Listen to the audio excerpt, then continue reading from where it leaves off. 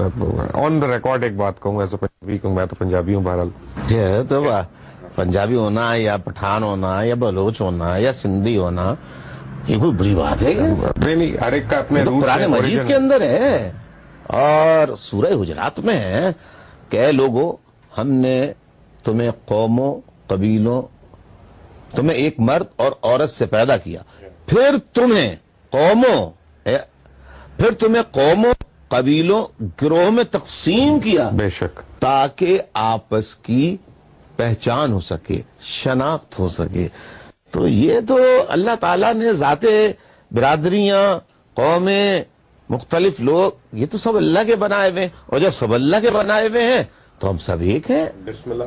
اب 79 80 81 82 یہ وہ پیریڈ ہے جس میں میں بھی کالج میں تھا، اور بڑی معذرت کے ساتھ ہم مہاجر کو ہم کہتے تھے کہ یہ ہندوستانی ڈرپوک، اس کو تو ایک جگہ کھٹا ہی نہیں کیا جا سکتا، مینڈک کی طرح ہے، ایک ترازو میں رکھو، جب تک بٹا رکھو گے پھدک جائیں گے. آپ نے ان کو کھٹا کیسے کیا؟ آپ نے صحیح کہا. واقعی مہاجروں کو اردو بولنے والوں کو ایک جگہ جمع کرنا واقعی مینڈک کو تولنے کے برابر ہے کہ اٹھا کے رکھو اور پھر بانٹ رکھو ادھر، تو معلوم آدھے بھاگ گئے، ان کو اٹھا کے رکھو پھر بانٹ رکھو تو معلوم 6 اور بھاگ گئے.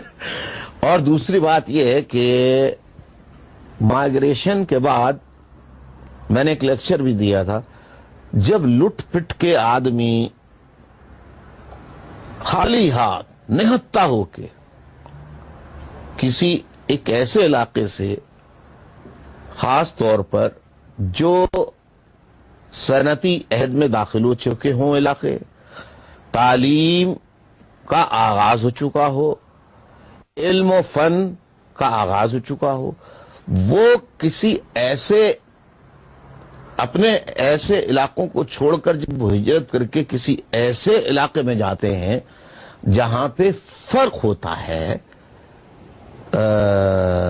علم، تعلیم، طرز معاشرت، رہن سہن کا جو فرق ہوتا ہے، تو اور یعنی جو ہندوستان سے ہجرت کر کے آئے لوگ، خواہ وہ اس پنجاب سے آئے ہوں، خواہ وہ ہندوستان سے آئے ہوں، یو پی سی پی بہار سے آئے ہوں، سی پی سے آئے ہوں، یہ لوگ جاگیردارانہ معاشرے کے اسیر نہیں تھے. پاکستان میں بدقسمتی سے جب یہ داخل ہوئے تو یہاں پہ جاگیردارانہ نظام، وڈیرانہ نظام، زمیندارانہ نظام یہ نافذ تھا، اور بدقسمتی سے آج تک، یعنی آج کے دن تک مبشر بھائی یہ نافذ ہے. تو ایسی جگہ ہجرت کرنے والے ہمیشہ اپنی زندگی کو بحال کرنے، رہن سہن کا طریقہ ڈھونڈنے میں لگ جاتے ہیں، اور ان کے اندر ایک بزدلی کا، ایک خوف کا عنصر شامل ہو جاتا ہے. تو وہ عنصر شامل ہوا، یہی وجہ ہے کہ جس کا دل چاہتا تھا، جب چاہتا تھا، جیسے آپ نے کہا کہ مہاجروں کو جب چاہو، ان کو تو اگر اونچی آواز سے بات کرو تو یہ بھاگ جائیں، صحیح ہے بالکل. ان کو تو سردی بڑی لگتی تھی، ان کو تو سردی بڑی لگتی ہے، ان کو تو گرمی بڑی لگتی ہے.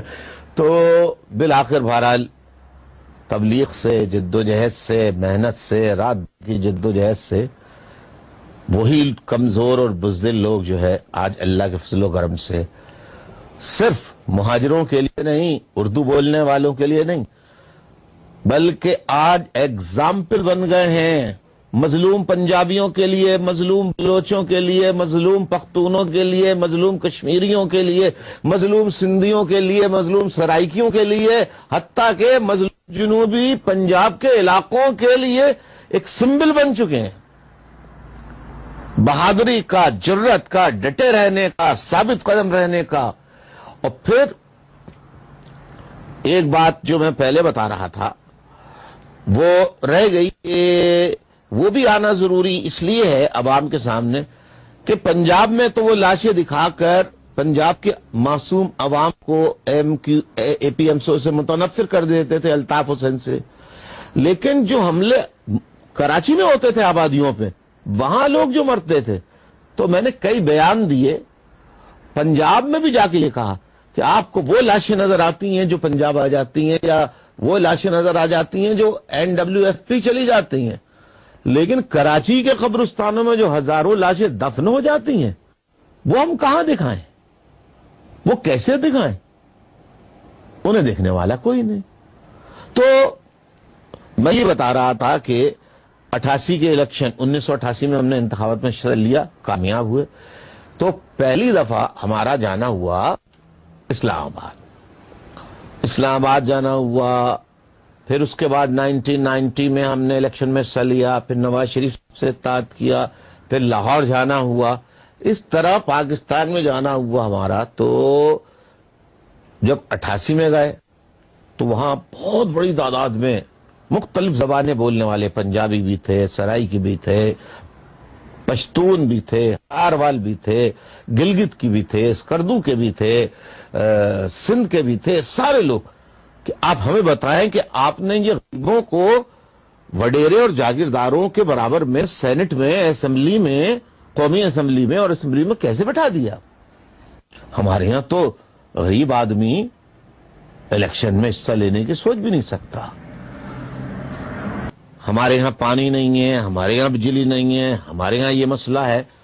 तो मैंने साथियों का इजलास किया, सेंट्रल कमेटी का, फिर जोन्स का किया, फिर सेक्टर्स का किया, फिर यूनिट्स का किया।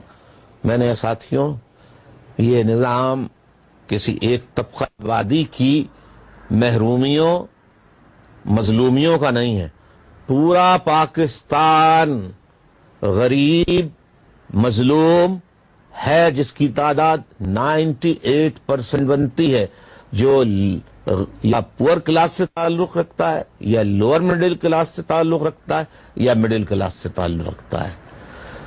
रूलिंग एलीट, बादशाहत करने वाली क्लास, ये चंद वडेरे जागीरदारों, बड़े बड़े सरमायादारों, बड़े बड़े जमींदारों, बड़े बड़े सरमायादारों, चोर उचक्कों और बड़े बड़े एक्स रिटायर्ड जर्नैलों के लिए हैं। पाकिस्तान गरीबों के लिए नहीं है। पाकिस्तान तो सिर्फ जो अरबपति, खरबपति, चोर उचक्का, लुटेरा, मुल्क की दौलत लूटने वाला हो, पाकिस्तान तो उसका है। गरीब चोरी करे, रिश्वत ले, तो उसके लिए जेल, मुबश्शिर भाई। लेकिन अगर मुबश्शिर भाई अगर जमींदार हो, खुदा ना करे, जागीरदार हो, खुदा ना करे, और नहीं, आप साथ साथ बदुआई भी देते जाएंगे तो खुदा क्यों ना करे भाई अपना। नहीं जी, लेकिन मैं जालिम ना हूं। नहीं, आपको मैं जागीरदाराना सिर्फ सोच होती है। नहीं, जागीरदाराना सिर्फ यही नहीं होता कि बड़ी जागीर है तो आप जागीरदार हैं, बल्कि जागीरदाराना मिजाज के साथ साथ जागीरदाराना माइंड सेट बन जाता है, मेंटेलिटी बन जाती है, फ्यूडल मेंटेलिटी। उससे अल्लाह बचाए, आमीन। तो मैं ये कह रहा था कि मैं बद्दुआ नहीं दे रहा था कि अगर मुबश्शिर भाई जागीरदार हैं बड़े, सरमायादार हैं बड़े, तो ये अरबों खरबों का कर्जा ले लें और किसी भी सदर के पास जाएं या किसी भी वजीर आजम के पास जाएं, अगर दोस्ती है, यारी हो, तो माफ करा लें। तो इनके लिए अरबों खरबों का कर्जा माफ। और एक पुलिस वाला रिश्वत ले ले 100 रुपए, एक क्लर्क 100 रुपए रिश्वत ले ले, 50 रुपए ले ले, उसके लिए जेलें। तो गरीबे जेलों के लिए। अब आप अगर ये सवाल करेंगे कि अमीर भी तो जेल जाते हैं, तो अमीर कोई जुर्म में जेल नहीं गया। रिश्वत लेने, कर्जे माफ कराने, मुल्क की दौलत लूटने गया है। तो पॉलिटिकल विक्टिमाइजेशन, पॉलिटिकल राइवलरीज, जो पॉलिटिकल बातें होती हैं ना, मतलब आपस में दुश्मनियां, उसकी बुनियाद पे गया है।